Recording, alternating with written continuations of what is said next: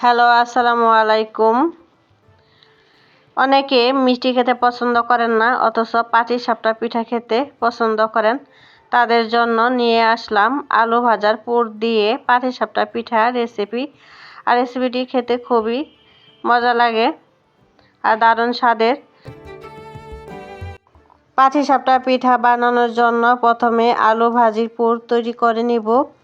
আর এর জন্য কড়াইয়ে দিয়ে দিব 3 টেবিল চামচ সয়াবিন তেল, দিয়ে দিব বড় সাইজের একটি পেঁয়াজ কুচি, তারপর 7 থেকে 8টি কাঁচামরিচ ফালি। তারপর এগুলো একটু ব্রাউন কালার করে ভেজে নিব। পেঁয়াজ ভাজা হয়ে গেলে এর মধ্যে দিয়ে দিব হলুদের গুঁড়া, দিয়ে দিব স্বাদ মতো লবণ আর জিরা বাটা। এরপর আর একটু নেড়েচেড়ে ভালো করে মিশিয়ে নিব। আর মেশানো হয়ে গেলে আগে থেকে আলু কুচি করে কেটে ধুয়ে রাখা আলুগুলো দিয়ে ভালো করে মিশিয়ে নিব। ভালো করে মেশানো হয়ে গেলে এখন ঢাকনা দিয়ে ঢেকে রাখবো 2 মিনিটের জন্য। আর এভাবে 2 মিনিট রান্না করে নেব।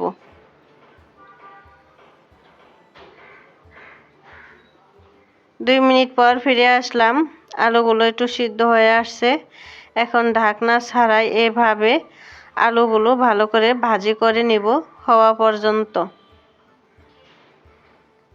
এটা বারবার উল্টিয়ে পাল্টিয়ে নেড়ে চেড়ে ভেজে নিতে হবে। আর আলু ভাজা হয়ে গিয়েছে। এখন আমি এটি ঠান্ডা করে চুলা থেকে নামিয়ে নিব। তারপর একটি বলে নিয়ে নিব 2 কাপ চালের গুঁড়া,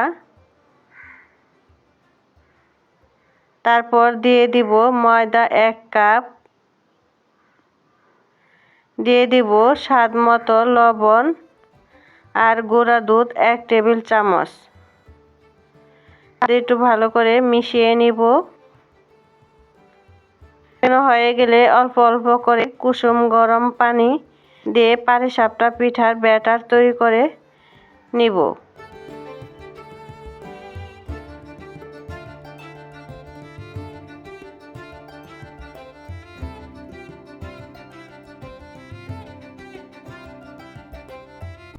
এবার হ্যান্ড বিটার দিয়ে ভালোভাবে ঘুরিয়ে ব্যাটার তৈরি করে নিব। আর ব্যাটার যখন পারফেক্ট হবে তখন আর একটু দিয়ে ভালো করে পাটিসাপটা পিঠা ডো রেডি করব।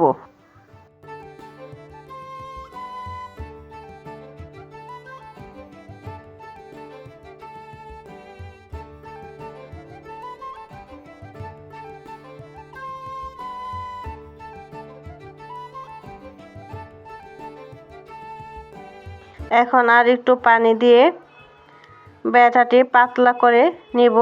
আর অন্যদিকে চুলায় প্যান বসিয়ে দিয়ে হালকা একটু তেল ব্রাশ করে নিব।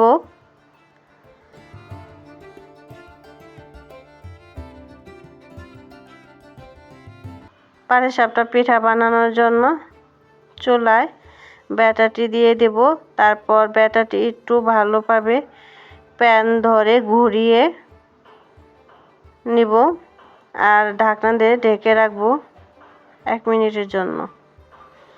এটা যখন পাটিসাপটা পিঠার দুটো এরকম উপরে কাঁচা ভাবটা চলে যাবে তখন এর মধ্যে আলু ভাজি দিয়ে দিব।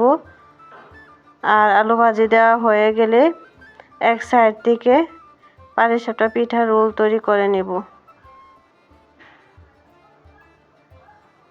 আর ভিডিওটি যদি ভালো লাগে অবশ্যই লাইক কমেন্ট শেয়ার করে দিবেন। আর যারা এরকম মিষ্টি খাবার পছন্দ না করে ঝাল পিঠা পছন্দ করেন তারা এরকম আলু ভাজি দিয়ে পাটিসাপটা পিঠা তৈরি করে খেতে পারবেন, খুবই ভালো লাগে। এই তো একটা পিঠা হয়ে গিয়েছে। এখন আমি এটি নামিয়ে বাকি পিঠাগুলো তৈরি করে নিব। এই তো হয়ে গেছে আমার সবগুলো পিঠা তৈরি করা। দেখতে পাচ্ছেন কত সুন্দর হয়েছে আর অনেকটা কিন্তু সফট হয়েছে। আর আলু ভাজি পুর দিয়ে পাটিসাপটা পিঠা খেতেও খুবই মজা লাগে। আর রেসিপিটি বানাতে খুবই সহজ। আর ভিডিওটি ভালো লাগলে অবশ্যই একটি লাইক দিয়ে দিবেন। যারা চ্যানেলে নতুন তারা সাবস্ক্রাইব করে দিবেন। আজ এ পর্যন্তই, চলে আসবো নতুন কোনো রেসিপি নিয়ে। আল্লাহ হাফেজ।